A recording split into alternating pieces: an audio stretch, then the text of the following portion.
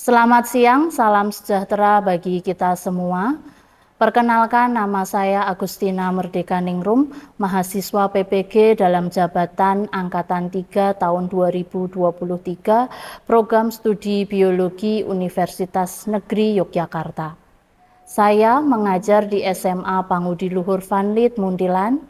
Hari ini, Selasa 5 Maret 2024, akan melaksanakan praktek pembelajaran UKIN di kelas 12 dengan materi pembelajaran bioteknologi konvensional. Mohon saran dan masukan dari Bapak Ibu semua untuk perbaikan pembelajaran berikutnya agar saya dapat memberikan yang terbaik bagi peserta didik. Selamat menyaksikan video pembelajaran saya berikut ini. Terima kasih dan salam sehat sejahtera bagi kita semua. Baik, untuk mengawali pembelajaran kita pada pagi hari ini, baiknya kita awali dengan berdoa bersama. Baik teman-teman serta Budeka, sebelum kita mengawali pembelajaran pada pagi hari ini, mari kita bersatu dalam doa. Dalam nama Bapa dan Putra dan Roh Kudus, amin. Tuhan Yesus, puja Engkau sepanjang segala masa, amin. Dalam nama Bapa dan Putra dan Roh Kudus. Hari ini ada yang tidak hadir.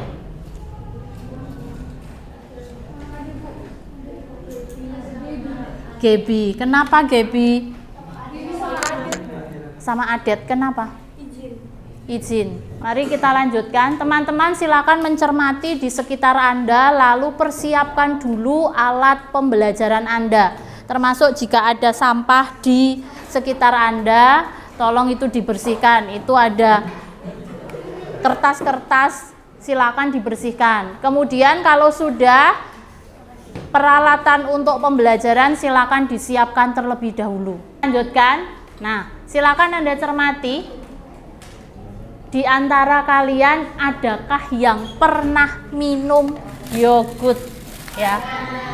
Ya. Oke.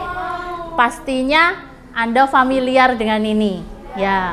Oke. Biasanya yang sering Anda konsumsi atau Anda minum itu biasanya teman-teman memilih rasa yang apa? Apel, ada peach, ada blueberry, banyak sekali ya. Artinya varian dari rasa yogurt ini bervariasi. Tapi kalau Anda mencermati, rasa yang dominan dari setiap varian rasa yang muncul itu apa? Asam. Oke. Kenapa kira-kira kok bisa asam, teman-teman? Karena ada mikroorganismenya, karena hasil fermentasi. Dari apa yang Anda sampaikan tadi, baik ketika kita mengingat kembali materi yang sudah Anda pelajari di kelas 10, ya. Apa saja sih yang merupakan mikroorganisme? Tadi di sana Tiara mengatakan asamnya karena ada mikroorganismenya. Nah, yang tergolong mikroorganisme ada apa saja, teman-teman? Oke, silakan Pak didekatkan. Mikroorganisme itu ada bakteri, terus ada jamur, ada virus, sama ada ragi, Bu. Oke, baik. Terima kasih Farel untuk jawabannya. Jadi yang termasuk mikroorganisme ada bakteri, ada virus, ada fungi, ada jamur, itu yang termasuk mikroorganisme. Kemudian dari sekian mikroorganisme yang tadi disebutkan oleh Farel, teman-teman, kira-kira manfaatnya dalam kehidupan kita itu apa saja? Oke, silakan Rahel. Manfaat mikroorganisme dalam kehidupan kita, contohnya dalam bidang kesehatan itu bisa untuk obat-obatan, terus kalau untuk pertanian bisa untuk ningkatin hasil pertanian, terus kalau misalkan di bidang pangan itu bisa juga buat ningkatin mutu, rasa, aroma dari makanan tersebut. Baik, terima kasih Rahel untuk jawabannya. Jadi mikroorganisme yang disebutkan Farel tadi manfaatnya banyak, ada di berbagai bidang. Ada bidang pangan, ada bidang kesehatan, ada bidang pertanian yang tentunya kalau kita mencermati semuanya mensupport untuk kesejahteraan hidup kita, ya. Ini sama dengan yang ada di gambar ini. Nah, menurut teman-teman, ini apa? Nata de coco. Kemudian terbuat dari apa sih produk pangan ini? Air kelapa. Oke. Cara membuatnya gimana? Oke, Ezra, silakan.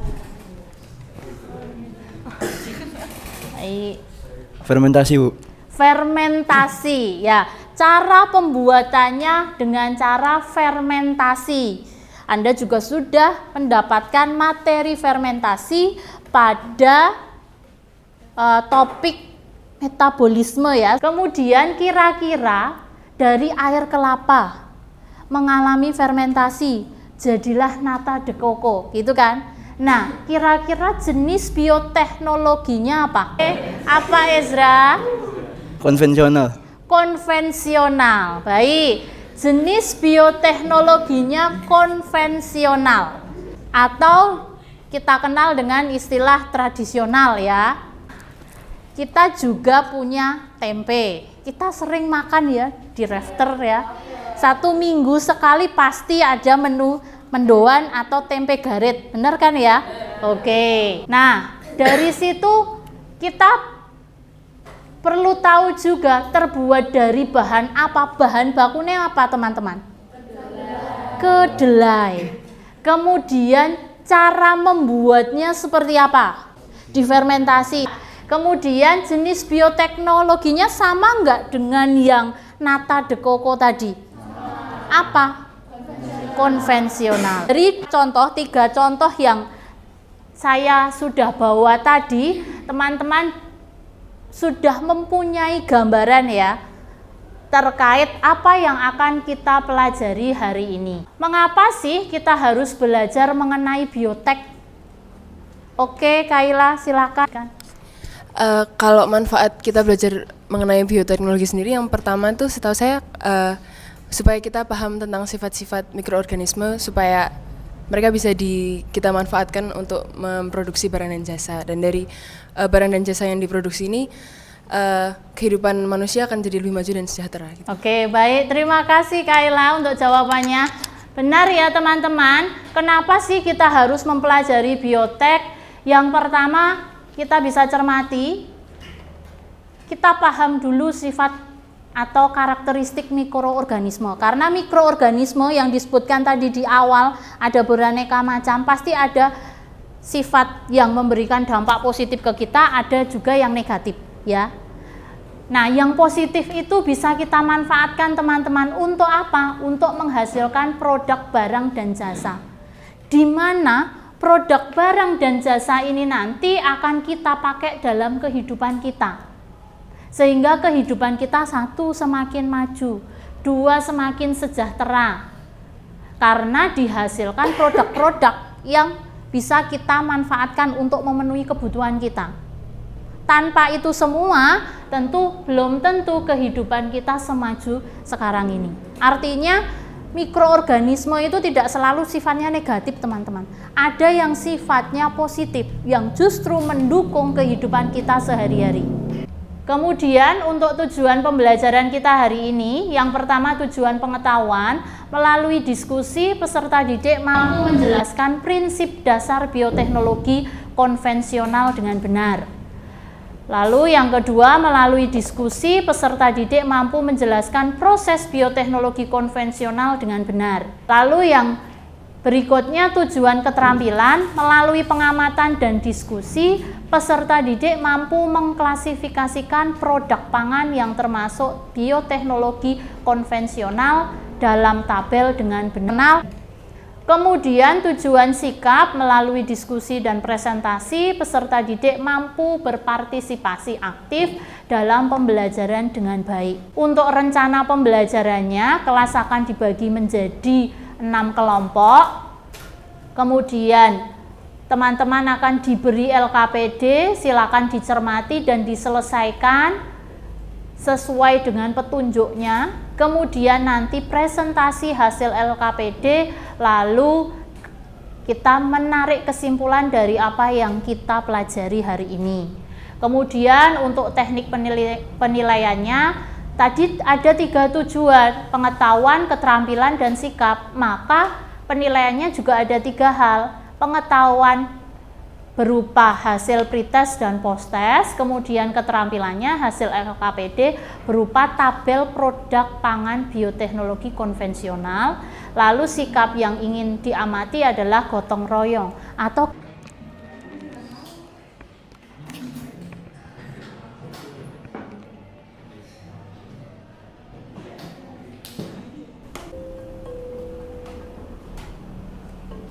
Sudah? Sudah semua? Sudah. Oke, baik, saya akhiri. Baik, mari kita cermati bersama-sama. Dari hasil pretest Anda didapatkan 3 teratas.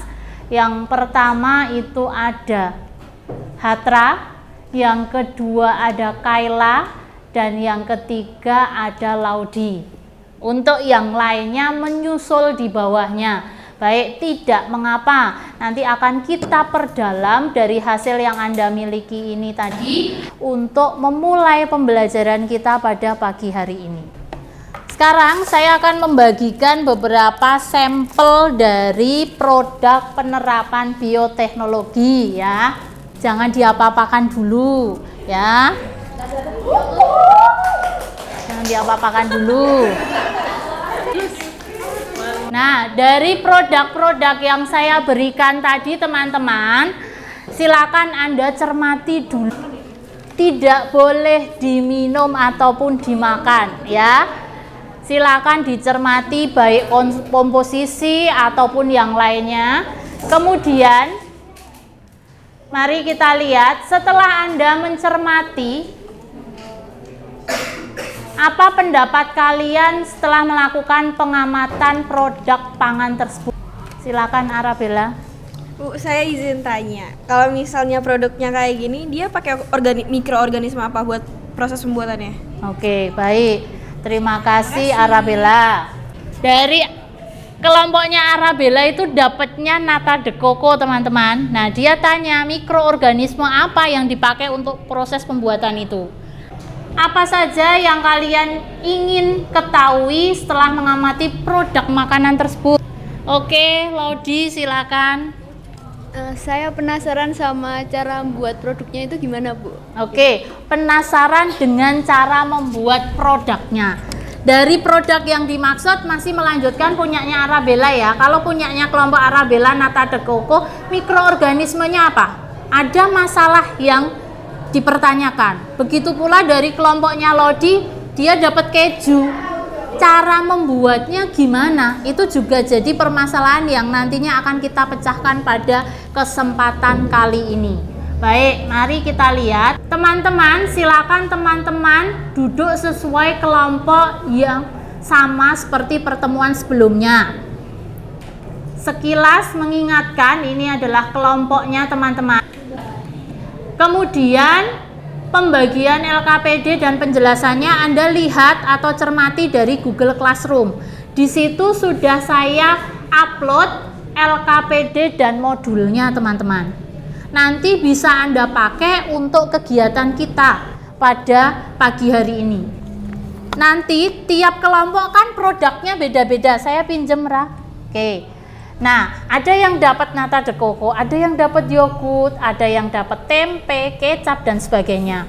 Nah, silakan dari masing-masing kelompok itu tadi nanti mengidentifikasi dulu kira-kira bahannya ini apa ya, lalu mikroorganisme yang berperan apa, lalu prosesnya bagaimana, fermentasi kah atau yang lainnya, lalu produknya apa, jadinya apa. Apakah air kelapa selalu jadi nata de coco? Nah, silakan nanti Anda uraikan di situ. Bu, apakah satu kelompok hanya satu produk? Tidak. Memang itu saya berikan satu, tapi Anda nanti sharing. Ketika sudah selesai, misalnya kelompoknya Arabella tuker dengan kelompoknya Listia, gitu. Jadi minimal satu kelompok itu punya 2 sampel produk makanan yang harus Anda cari mulai dari bahan baku, mikroorganismenya, bioproses sampai produknya. Oke, kalau nanti Anda mengalami kesulitan, silakan tanyakan pada saya. Di situ di Google Classroom juga sudah ada modul yang disediakan untuk membantu teman-teman dalam pengerjaan LKPD. Silakan nanti didiskusikan dan kerjakan LKPD dengan teman sekelompok Anda dan tuliskan hasilnya pada kertas yang saya sediakan. Nah, saya akan bagi kertas. Sudah bawa penggaris? Sudah bawa alat warna? Paling tidak satu kelompok ada satu. Ambil satu. Ya. Ini Rah. Ini.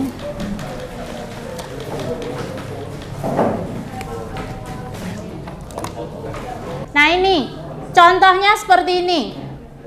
Nanti, misalnya kelompoknya Edu, di situ bahannya di situ produknya dapat tempe, berarti dia harus cari bahannya apa, mikroorganismenya apa, prosesnya seperti apa, lalu produknya itu. Nah nanti kalau sudah switch tukeran, misalnya tukeran dengan kelompoknya Farel atau kelompoknya Tiu, seperti itu.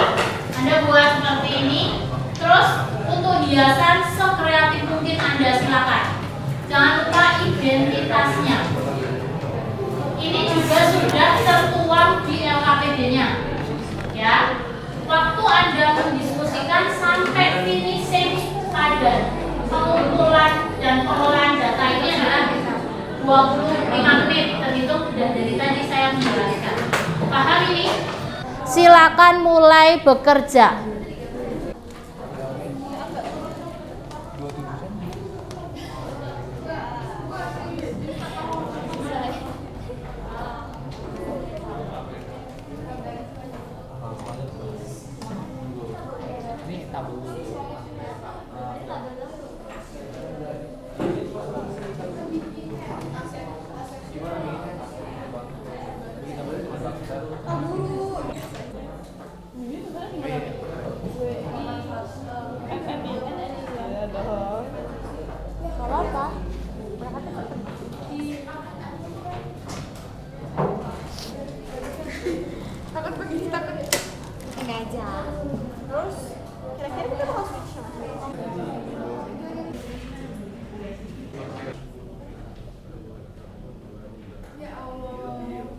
Kelompok 4, silakan kelompok 4.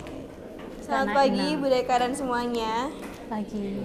Kami dari kelompok 4 dengan anggota yang kurang 1 orang yaitu Gibi. Sekarang kami akan mempresentasikan hasil diskusi kami tentang materi bioteknologi, khususnya tentang makanan-makanan tadi. Kita analisis mikroorganisme dan bioprosesnya apa aja.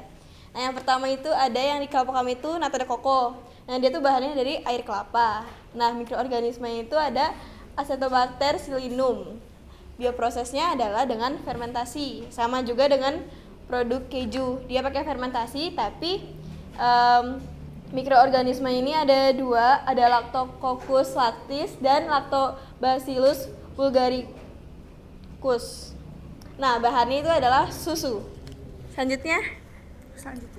Ya. Yang ketiga itu ada yogurt.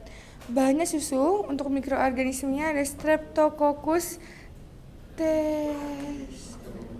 thermophilus dan Lactobacillus bulgaricus. Nah, untuk bioprosesnya ada fermentasi. Terus yang keempat itu tempe.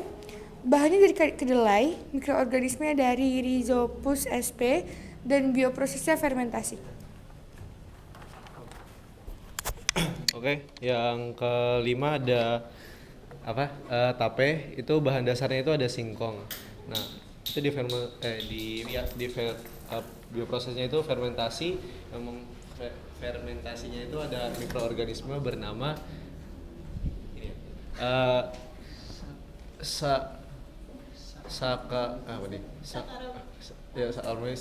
Cerevisiae. Nah, itu dia. Itu yang terakhir.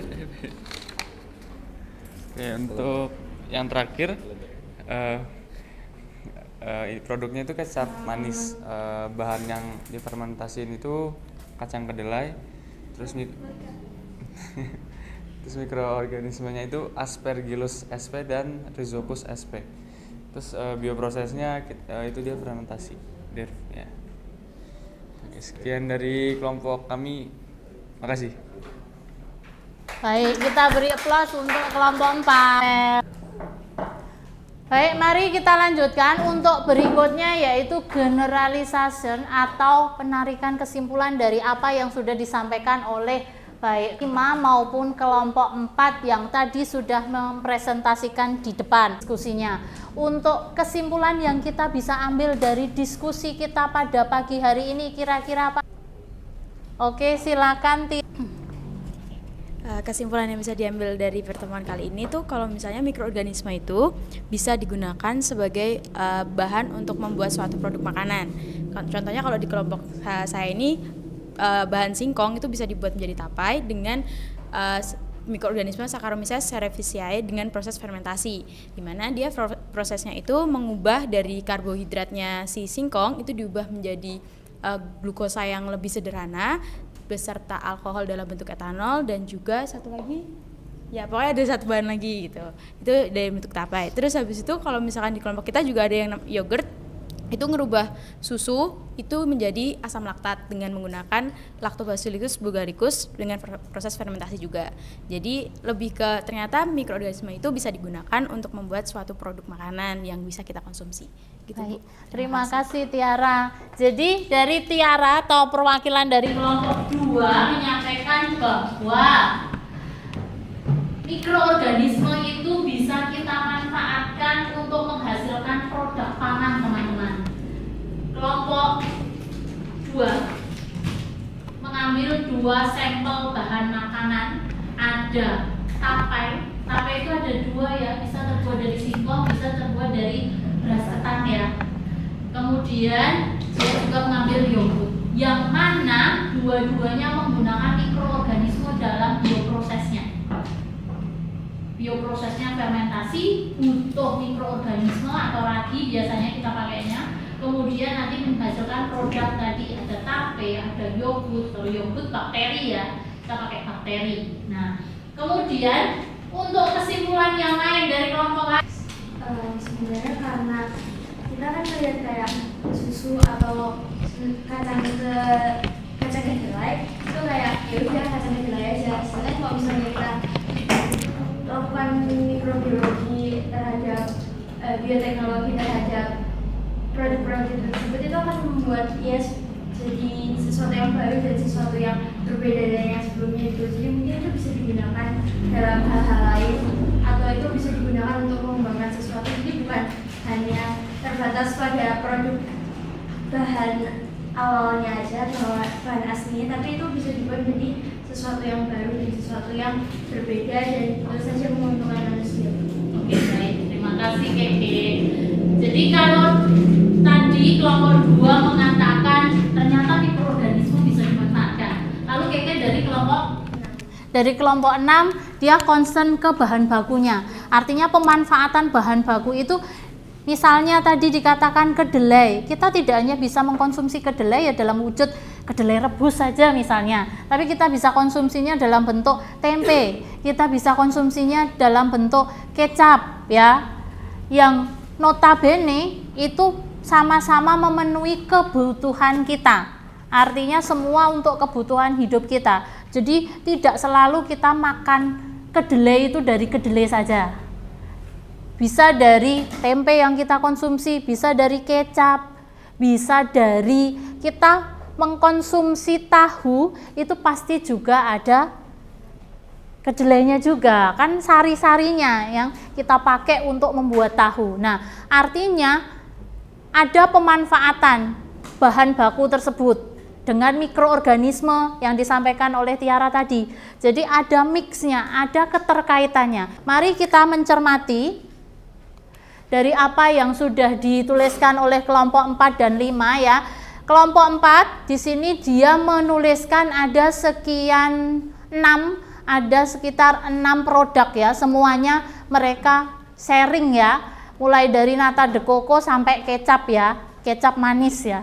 Oke, nata de coco di sini bisa kita cermati bahannya air kelapa, mikroorganismenya Acetobacterpsillinum. Ini bakteri ya teman-teman.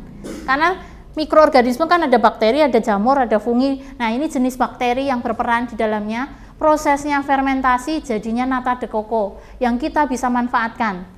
Kemudian di sini ada keju, bahannya apa? Susu. Bakteri yang berperan di dalamnya ada apa? Lactococcus lactis atau Lactobacillus bulgaricus. Prosesnya masih sama, fermentasi. Kemudian singkong ya. Ternyata tadi ada yang terkagum-kagum, oh tape itu dari singkong ya. Nah, jadi bahwa tape itu ada dua, bisa dari singkong, bisa dari beras ketan ya. Muntilan terkenal dengan tape ketannya, dari beras ketannya. Nah, yang saya bawakan di kesempatan kali ini yang dari singkong. Dia dengan jamur lagi ya, Saccharomyces cerevisiae ya. Nah, di sini mengalami fermentasi, jadilah tape. Kemudian kedelai,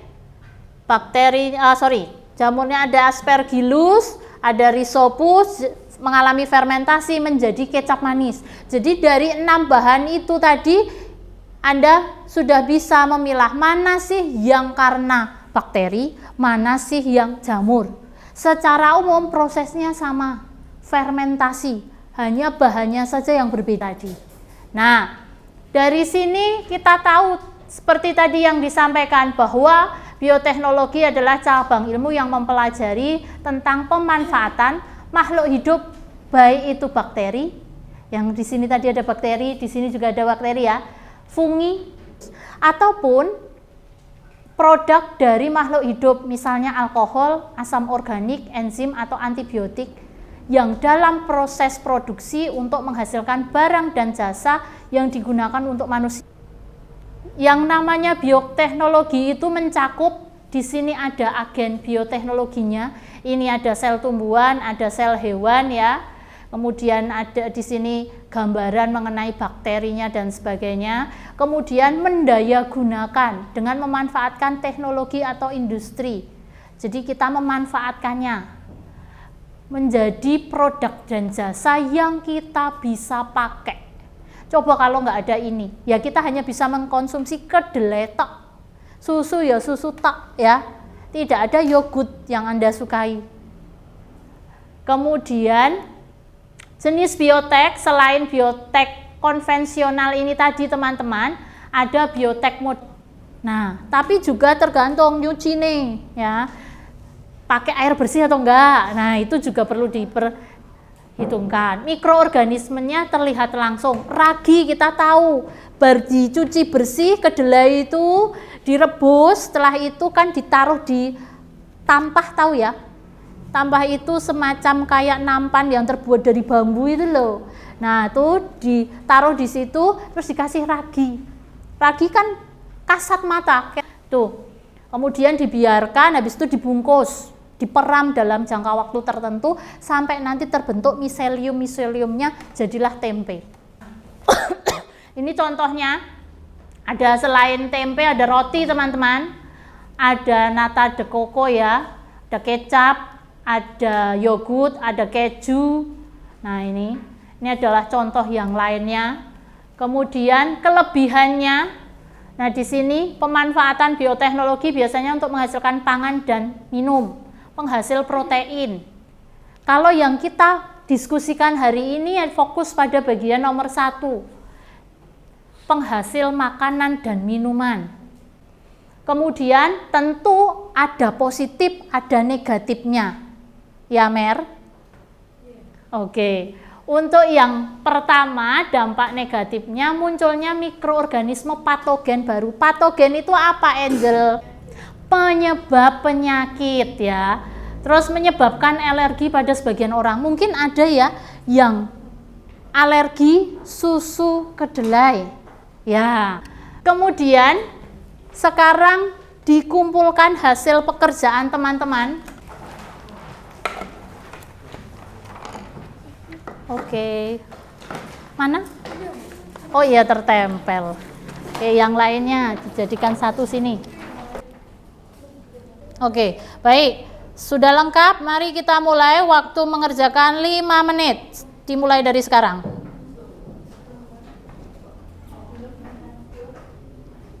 Silakan dikerjakan secara serius.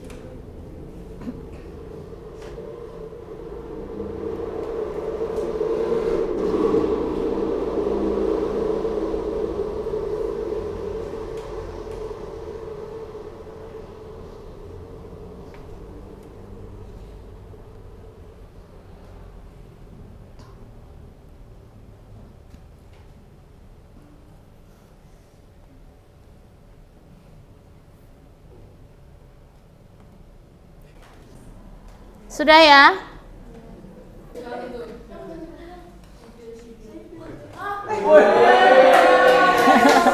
Oke, baik. Kita lihat hasilnya. Untuk yang pertama ada Sibil, kedua Keke, dan ketiga Winnie. Itu dari hasil pembelajaran kita hari ini ya. Baik, mari kita lanjutkan. Mari kita simpulkan untuk pembelajaran kita pada pagi hari ini. Bioteknologi konvensional adalah bersama-sama bioteknologi yang sederhana atau memanfaatkan mikroorganisme secara langsung dalam menghasilkan produk dan jasa untuk kebutuhan. Prinsip dasar bioteknologi konvensional adalah pemanfaatan makhluk hidup atau mikroorganisme secara langsung jasa tersebut. Kemudian untuk contoh bioteknologi bidang pangan, tempe, kecap, keju, nata de coco, yogurt. Nah, kemudian dari apa yang kita dapatkan tadi, kira-kira apa sih yang Anda dapatkan pada pembelajaran hari ini? Oke, Win, silakan Winnie. Jadi dari pembelajaran hari ini khususnya kan kita belajar tentang bioteknologi khususnya yang secara konvensional. Nah dari itu saya jadi tahu nih ada beberapa makanan yang mungkin sebelum pembelajaran hari ini saya nggak tahu. Oh misalnya keju tuh dari apa sih, atau misalnya tape tadi saya cuma tahu kalau tape itu bisa dari beras ketan doang, ternyata bisa dari singkong. Terus saya juga tahu misalnya makanan yang saya makan itu sebenarnya ada bakteri atau mikroorganisme di dalamnya, tapi bukan yang membahayakan seperti itu sih, Bu. Oke, baik. Terima kasih Winnie. Itu dari apa yang didapatkan Winnie. Winnie jadi tahu bahwa apa yang dia konsumsi itu ada mikroorganismenya yang tentu bermanfaat bagi tubuh. Lalu selain itu bagaimana perasaan kalian pada pembelajaran hari ini? Senang. Selain senang? Seru. Baik, untuk rencana pertemuan selanjutnya silakan teman-teman mempelajari materi bioteknologi modern. Silakan nanti dipersiapkan untuk pertemuan berikutnya. Kemudian untuk terakhir pembelajaran kita pada hari ini cukup. Kita tutup dengan doa. Doa akan dipimpin oleh silakan Aurel.